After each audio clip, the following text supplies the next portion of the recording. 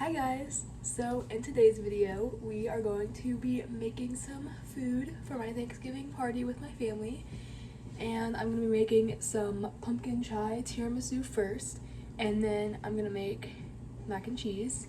And I figured I would make a little vlog out of it because why not? So I'm going to start off with the pumpkin chai tiramisu, and I actually kind of found it from a controversial TikTok because someone posted it on TikTok and then all the comments were flaming her because she was charging $4 for a single recipe on her website. So I found a free one on a different website that seems to be the exact same. So we're just going to follow this one and I will link it in the description. So let's go ahead and get started.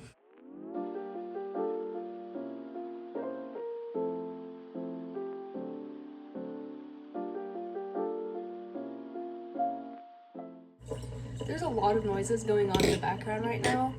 My sink drain is making sound because my dishwasher is running, and every time it's running, the sink drain makes noises for some reason. My washer is currently turned on, and my daughter is on a little playmat that has a piano she can kick that makes noises, and she's also very vocal. So if you hear anything in the background, it's probably just one of those three things. So the first thing I need to do is whip a cup of heavy whipping cream, and I think I have enough left no, I don't have enough left in this carton. I have just under 2/3.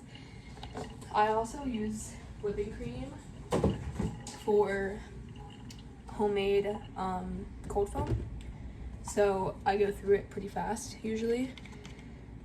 Oh, I forgot there's a little pull tab I have to pull off. I like to make pumpkin chai cold foam and gingerbread cold foam. Way cheaper than going to Starbucks every time I want it. Okay, there. It's a full cup. I'm gonna pour it in to my mixing bowl, and then we will go ahead and start whipping it. So it says to do this until soft peaks form, which I think is about 8 minutes. So I'm just going to be standing here like this for 8 minutes until we get some soft peaks forming.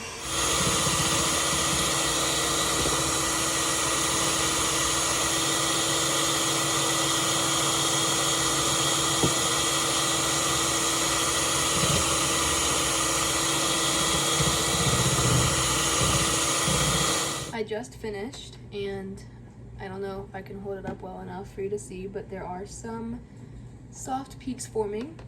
So now we're gonna get started on the pumpkin mixture.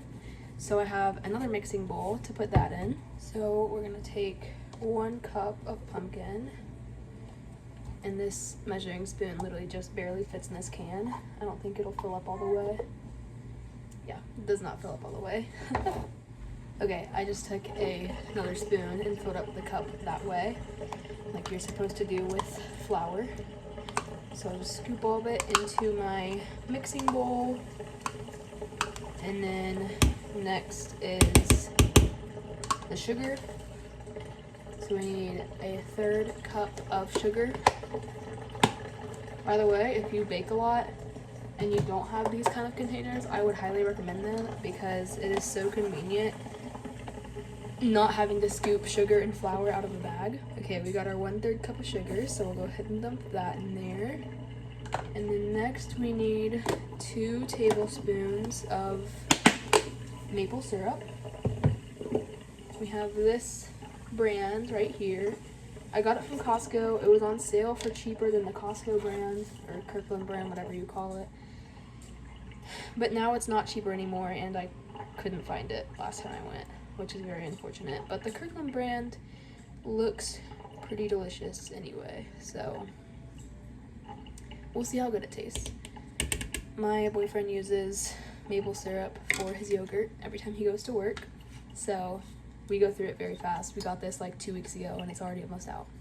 Lastly, we need the mascarpone, and I got this at Meijer. I'm sure any grocery store will have it, but I like the Frederick's brand at Meijer because they have Meijer brand stuff and they have Frederick's brand stuff, and Frederick's is basically just like a bougier Meijer brand. So I like to use that for a lot of stuff that I get, especially specialty stuff like this. Now that we have everything in our mixing bowl, we're gonna mix with a regular whisk. I think using that hand mixer could also be an alternative. I might need to do that anyway because this mascarpone is very solid. It's not mixing very well, but I don't know. It says whip the heavy whipping cream and then beat this mixture, and I feel like beat usually means just use a hand whisk, but I think it's starting to get a little bit better to mix now. I just had to like stab at it a little, but it's fine. We're working through it. We're all done mixing that. So now we're gonna take this and we're gonna fold the whipping cream into the pumpkin mixture. I'm kind of just gonna dump it in here. I turned my light above my sink on so you can see me a little bit better, but now that I'm done mixing it, it looks kind of this pale orange, peachy color. It's kind of pretty actually. So I cleared everything away that was in front of me, and I rinsed off my tablespoon and got a teaspoon and then a little bowl, because now we are going to mix 2 tablespoons of cocoa powder with a teaspoon of pumpkin pie spice, and this is going to get dusted on the bottom and the top of the pan. So the very bottom of the pan before I put anything in there, and then after making it and putting the ladyfingers and the pumpkin mixture in there, it'll get dusted on top as well. The recipe calls for an 8x8 inch pan, but I only have 2 9x9 inches because I'm making 2 different servings of it. This one isn't dirty, I promise. It's just somehow stained, but I've washed it a million times and it doesn't come out. So we're using a 9x9 inch, and there's just going to be a little extra space around the edges, but that's fine. That just means whoever gets an edge piece gets more cream. And we're going to use this to sift the mixture, because I have one of those smaller like drink, I forget what they're called, but my boyfriend has a drink making kit and it has one of those little ones in it, and I was using that because it makes less of a mess, but it's in the dishwasher, so we're just going to use this massive one. So roughly half of the mixture goes on the bottom, and then of course the other half will go on the top, but I'm not really good at like measuring out half and half in this case, so I'm just doing enough to cover the bottom of this.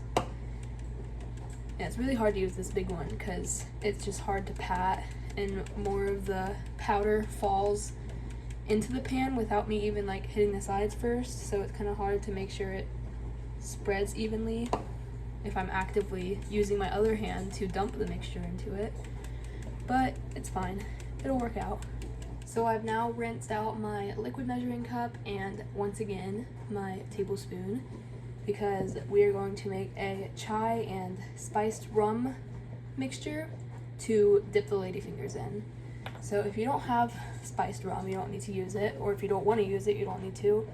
It's completely optional, but I think it adds a little extra spice.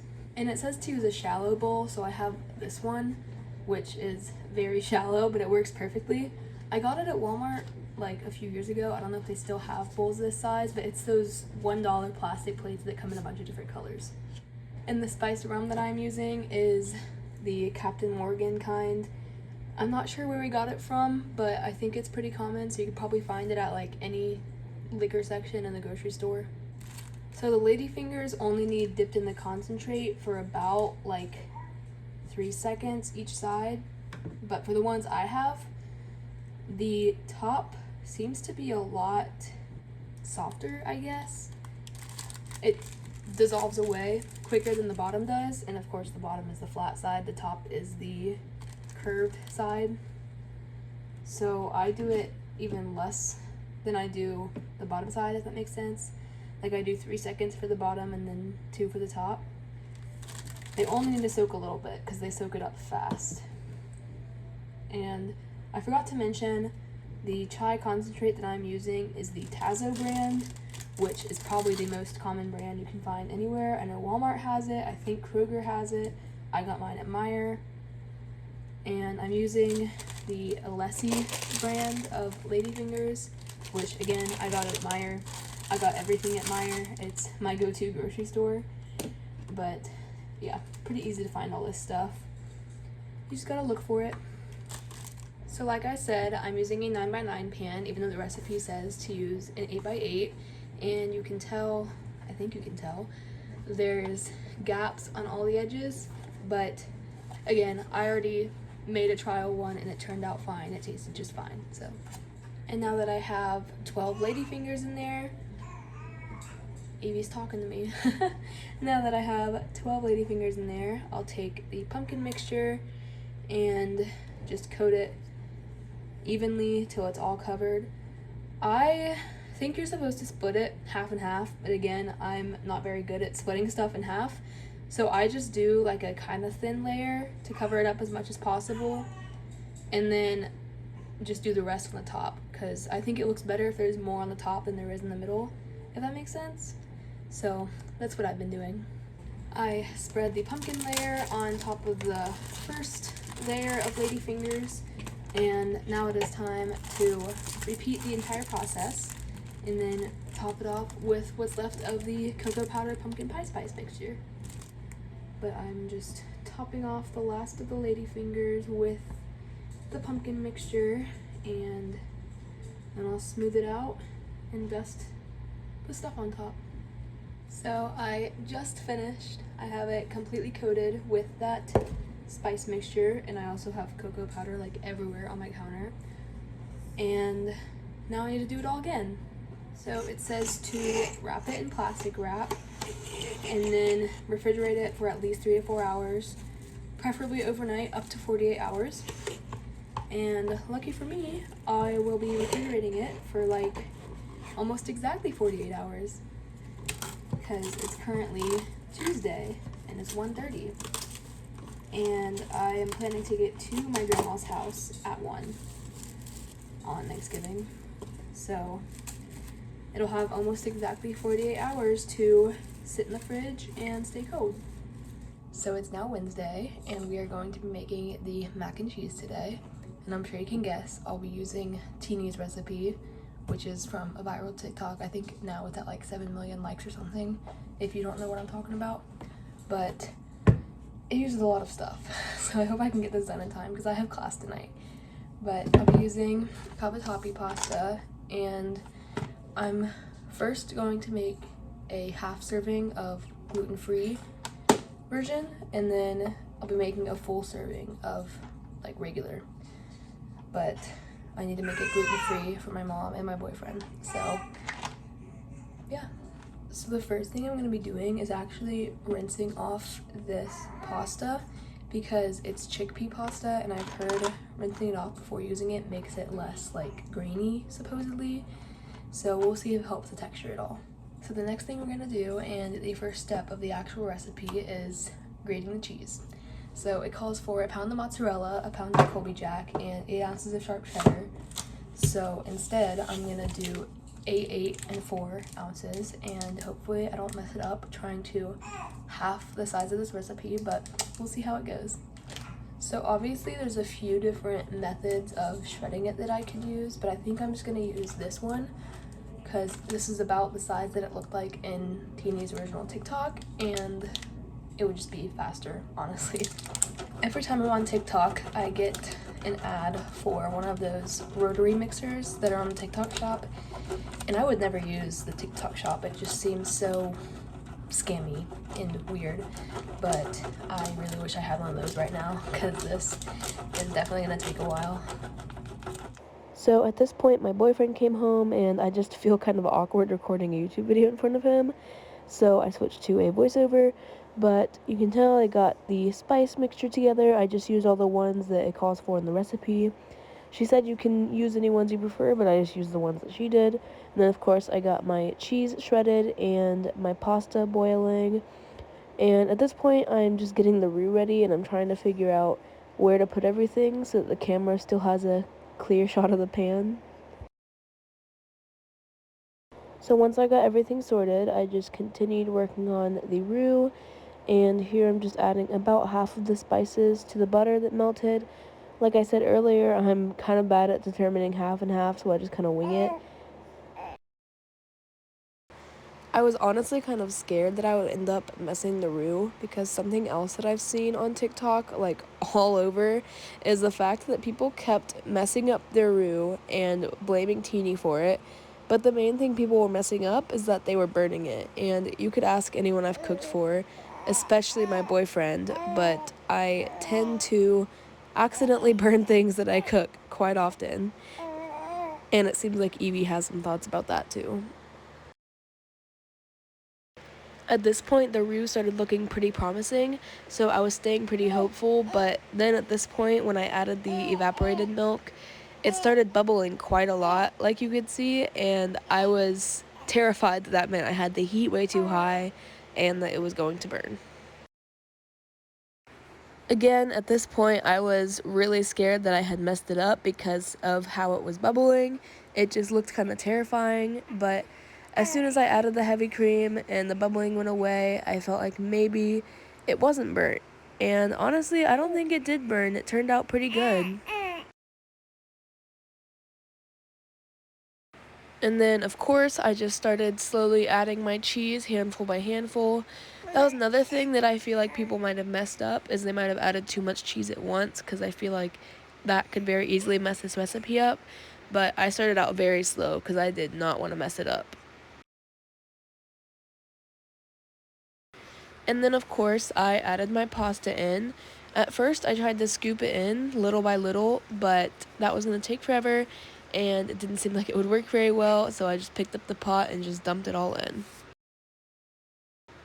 And then I just began mixing the pasta in with the roux.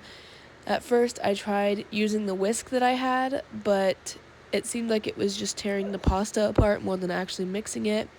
So I tried to just use my spoon instead. But as you can tell, the spoon that I have is very floppy. It doesn't seem to hold weight very well, so I definitely need to get a new one. But this one works just fine for now.